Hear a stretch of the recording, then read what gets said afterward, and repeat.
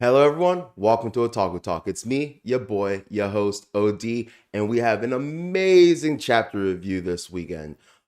Today, we'll be reviewing and analyzing chapter 227 of Dr. Stone. It was an incredible chapter that left off on an insane cliffhanger, and I can't wait to discuss it. If this is your first time on this channel or you've been here before but haven't done so already, would greatly appreciate it if you could, hook me up with a like, share, subscribe, the whole works. And yeah, I'm gonna use some, pictures and scans from the manga. I'm not gonna use whole pages, so that's my little disclaimer agreement. And without much further ado, let's get into the review. 頑張れそう頑張れ諦めないで口笛吹きさ歩き出そうよ Going now Okay, so chapter 227, It Was You of Dr. Stone. Man, I am hyped for next chapter.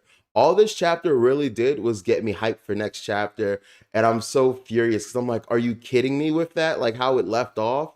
I'm just so hyped. We're finally all our questions, I think, are going to be answered next chapter. This kind of feels like, if this was the chapter in One Piece where like they landed on Laugh Tale or whatever, and then like we know the next chapter we're gonna get so much exposition. That's how it feels right here. So they all land, and they're gonna go look for Y Man. They have this super dope like tricked out rover that they've created that they're going to use to explore the. Also, I think it's hilarious that right then and there, Kohaku literally almost set off the Medusa herself and like ruined the entire mission from the jump. That was kind of funny. Of course, it would be someone like Kohaku. I love the reactions of like Gen and everyone back at the base. That was truly funny. So now they're on their way to the Toros Litro Valley, which apparently is the neck of the rabbit on the moon. And I was very curious about this. So I Googled it and I was like, in what way, shape, or form does this look like a rabbit to anyone? You guys tell me, does this look like a rabbit to you? Because I definitely don't think so. But anyway, I digress. So as they're traveling, they see a flag, which is super interesting. But then again, not a lot happens in space. I'm pretty sure that I guess it's the flag that the first astronaut planted up there. And something interesting of note is that it is completely like bleached white almost. It's not red, white, and blue. And that was some like new information that I was not aware of that like happened and that I was like very intrigued about. So apparently because of direct exposure to, uh the rays in space, it bleached it white. The only thing I had known that was kind of similar or akin to that is that astronauts have a high rate of getting some form of cancer on their way back because of all the what's it called? The radioactive rays in space and whatnot. Now their suits are made to, reduce that and lower it, but you can Google this because I'm positive this is an actual thing. There's just so much radioactive activity and harmful rays bombarding around and flying around in space that yeah, all astronauts kind of have a susceptibility to like cancer, and a lot and it honestly shortens a lot of their lives. So that was something crazy. So this is just, I guess, another application of that. So they're driving right, and they're heading for the dark spot of the moon.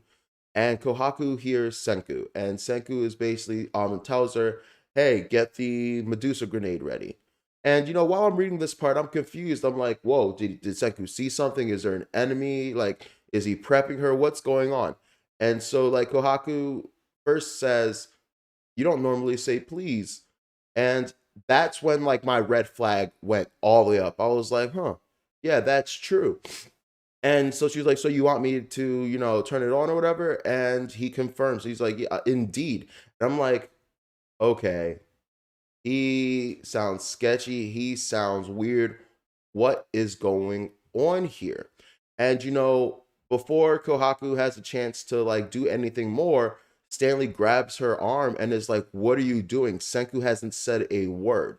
So apparently, whatever Y-Man is, or whoever is allied with Y-Man, has accessibility to their communications devices and is able to talk directly to the individual members. Now, I'm assuming it's individual members because if not, right from the jump, Stanley or Senku would have immediately been like, "Hey, that's not me. Hey, stop that. Don't do that. What's going on here?" But as Kohaku was like the only person to hear it, it can kind of be assumed that okay, he can control their individual communications, maybe block it out. Because I thought it was kind of on a thing where like it's not just one person and it's not a one-way communication thing. Like when someone says something, everyone who has access can hear it.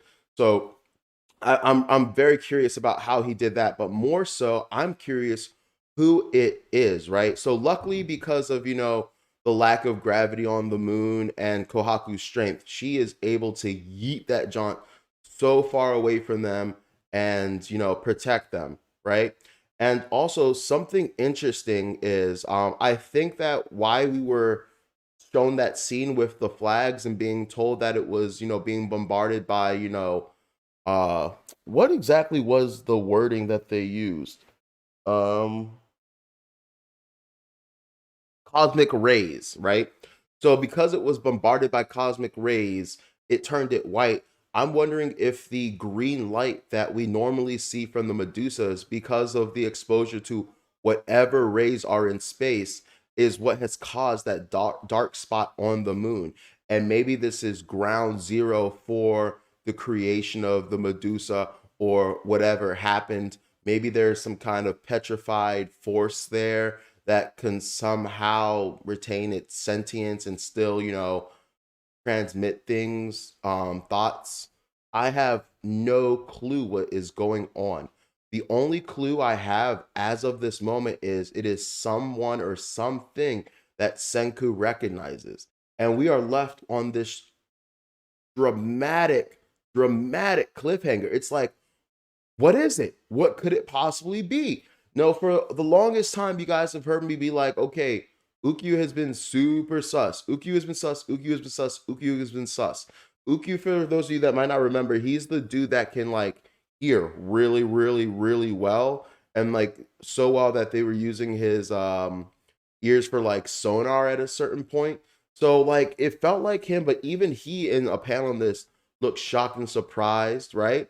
And I was looking at some comments, and a lot of people were thinking, okay, maybe this is Luna, right? Because Luna means moon, but that just seems so superficial. And like, I guess it could be her, but like, I would be disappointed because yeah, you do get the herder. Like, how could I have not seen it? How could I have overlooked it? Her name is literally Moon, blah blah blah. But like, what are her motivations and stuff? I do think it's sus that like she's always wanted a really, really smart individual, and that's why originally she was attracted to Xenos, and then it was eventually Senku. Um, maybe it ties into like, okay, why exactly did she really want a smart individual? Is there a great, a grand scheme at work here or something like that? But I don't know. And then right now, there's somebody who jumped their way to the top of my list purely from the line of saying that, hey, you know, uh, for Kohaku to like think it was Senku, it had to have sounded like Senku, right? And there's only one person in the entirety of the series that we know can accurately, recreate people's voices, and that's Jen. And I'm just like, but Jen has been like almost a day one homie. Like initially he was with I think Sukasa, right, or whatever. But like that was so long ago, and ever since he has been like a ride or die homie. Ever since he has helped every single step of the way, and so I refuse to believe it's Jen. But like nothing else makes sense in terms of like how they have Senku's voice. And the other clue we had was the fact that Senku said, please. But my thing is like, who do we know that's like overly polite like that, right? who would say please like that, right?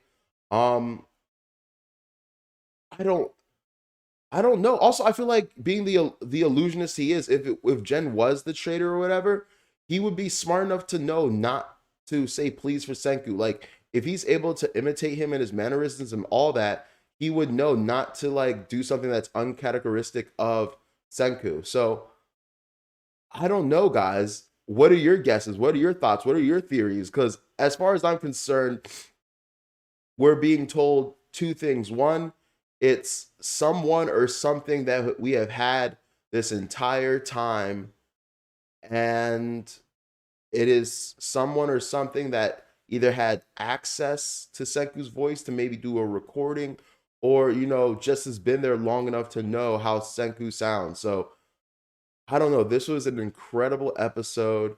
I hope my theory about the black spot being like whatever fragments or filaments or minerals that like come off the Medusa when it detonates, being bombarded by the cosmic rays, and then thus putting that dark spot on the moon. It would be really, really, really crazy if Y-Man was actually on Earth and this was all some elaborate ploy or scheme to get Senku into space so that, Senku, who's probably his greatest like threat or rival, is in space right now while he can while they can do whatever they want on Earth. I don't know, it could be a he, it could be a she, it could be an AI. I'm still haven't thrown out the AI thing. Also, Y Man kind of sounds like woman. So maybe it is a woman. It could be Luna. There's so many theories. Maybe it's freaking Xenos. But once again, there's all these characters have had such like turn of hearts. And also, why would Xenos send Stanley, his right-hand man, to the moon? They clearly have some behind the scenes things going on. I'm going to be real with you. I think, they might have some kind of relationship going on. So, like, I truly don't want to believe it's Xenos. Honestly, there's very few people I want to believe. I even read some in a Reddit post that some people think it's Matsubasa. I forget his name, but the ancient dude who was petrified centuries before Senku and the rest of the people from modern land. But like that plot point, by the way, has never reared its head again. Honestly, it hasn't reared its head so long that I forgot that that was even a plot point. I forgot that he isn't petrified with the rest of them, and that the reason he talks so strangely and stuff like that is because he's from like feudal era Japan and stuff. So like, why were they petrified back then? Was that just the maiden test? There's so much going on right now, and I'm super hyped, and I'm like so angry I have to wait a week, but not like real anger, just like anticipation and hype. You know what I mean? Anyway, I'm gonna leave the review here today because honestly, that's all I know to cover. Like anything at this point would just be speculation. I'm going to be camping in front of my computer for like the next few days and just seeing and reading all the theories and guesses and comments. But like, yeah, I really, really want to know, what do you guys think? Who do you think Y-Man is? What do you think Y-Man is? How do you think he was able to, hack the communications? How do you think he was able to sound like Senku? And yeah, that's about it. Thank you for tuning in. This has been Otaku Talk. I'm your host, OD. Have a great rest of your weekend and a great week. Take care. Peace. Also, make sure to like, share, and subscribe. Almost forgot to mention that. Take care.